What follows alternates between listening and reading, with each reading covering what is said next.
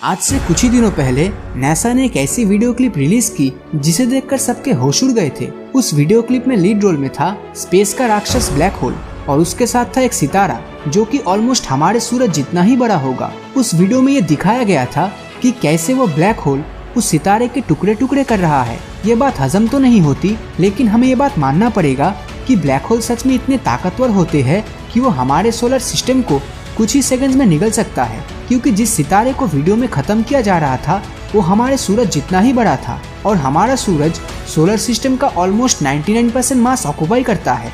लेकिन क्या आप ये सोच सकते हैं कि निगलने के बाद आखिर उस सितारे का क्या हुआ होगा? इस सवाल का जवाब जानने के लिए इस वीडियो को अंत तक जरूर देखना, क्योंकि इस वीडियो में हम जानेंगे कि आखिर एक ब्लैक होल के अंदर क्या होता है। ब्लैक होल के स्ट्रक्चर को जानने से पहले चलिए बात कर लेते हैं ब्लैक होल दिखता कैसा है। आप जब भी कभी ब्लैक होल को देखेंगे तो सबसे पहले आपको उसके आसपास बहुत सारी गैस जैसी चीजें नजर आएगी।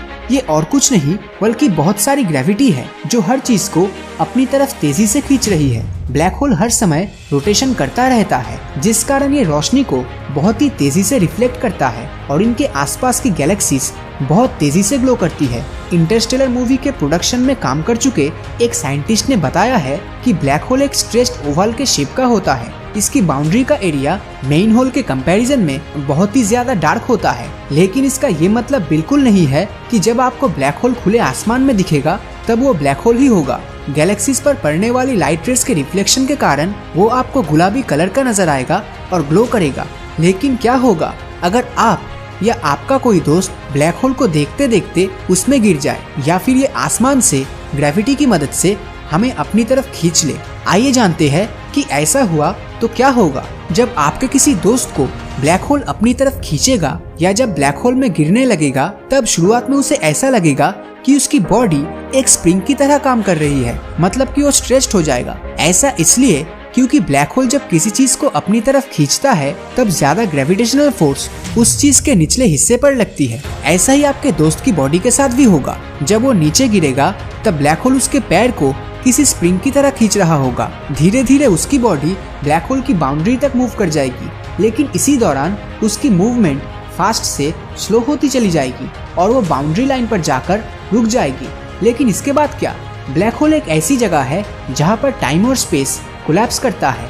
लेकिन क्या ये बताता है कि हम ब्लैक होल में जाकर खत्म हो जाएंगे? नहीं ना। तो इसीलिए पहले आपको ये जानना होगा कि आखिर स्टीफन हॉकिंग ने इसके बारे में क्या कहा था। स्टीफन हॉकिंग ने ब्लैक होल के बारे में बहुत कुछ बताया था और उनकी थ्योरीज के according black holes radiation emit करता है और धीरे धीरे सिकुड़ने लगता है। इसी तरह श्रिंक होते होते वो एक दिन गायब हो जाता है, लेकिन वो उन सारे मैटर्स के साथ गायब होता है जो उन्होंने बिलियंस ऑफ ईयर्स में अपनी स्ट्रॉन्ग ग्रेविटेशनल फोर्स के कारण एब्जॉर्ब किया था। इस थ्योरी पर स्टीफन हॉकिंग से वही सवाल पूछे गए थे जो कि आपके मन में इस वक्त घूम रहा है कि अगर ब्लैक होल गायब हो जाता है तो वो सारे मैटर्स या वो स्टार्स जिसकी हम स्टार्टिंग में बात कर रहे थे वो कहाँ जाएगा?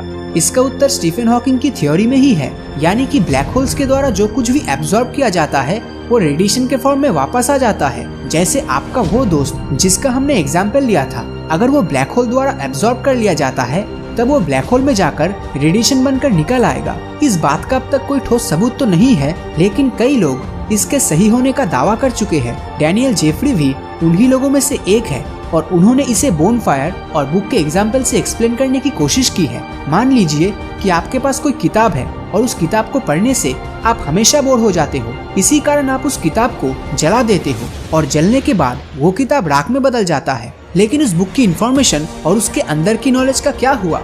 वो तो अभी भी एशेस के फॉर्म में मौजूद है, बस विजिबल और रीडेबल नहीं है। इस थ्योरी से ब्लैक होल का होना कुछ कुछ समझ आता है, लेकिन क्योंकि ये अभी सिर्फ एक क्लेम है और ये गलत भी हो सकता है, इसलिए हम इसको सही नहीं कह सकते। ब्लैक होल के अंदर क्या है? ये तो वैसा ही सवाल हो गया कि इंसान के मरने के बाद आखिर क्या होता है। अब इस सच्चाई को जानने के लिए हमें मर के जिंदा होना पड़ेगा। ठीक उसी तरह ब्लैक होल के अंदर जाकर हमें वापस आना होगा इसका सही उत्तर जानने के लिए।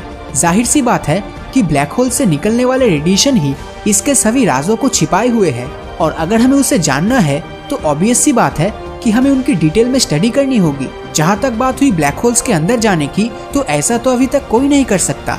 इसके लिए हमें इतनी टेक्नोलॉजी को डेवलप करना होगा जिससे हम किसी ब्लैक होल तक एक स्पेस मिशन भेज सके। ब्लैक होल्स जब तक पिक्चर्स और किताब से निकलकर स्पेसशिप के सामने नहीं आता तब तक उनके बारे में सिर्फ सवाल ही किए जा सकते हैं और उनके जवाब में मिलेगी तो बस इमेजिनेशन। तो आज के लिए सिर्फ इतना ही। तो अगर ये वीडियो आपको अच्छा लगा तो इस वीडियो को लाइक और अपने दोस्तों के साथ शेयर करना मत भूलना। और अगर अभी तक आपने हमारे चैनल को सब्सक्राइब नहीं किया है तो सब्सक्राइब करके नोटिफिकेशन बेल को ऑन कर दीजिए, क्योंकि मैं ऐसी वीडियोस हर हफ्ते लाता रहता हूँ। तो मिलता हूँ आपसे अगले वीडियो में और हमेशा की तरह थैंक्स फॉर वॉचिंग।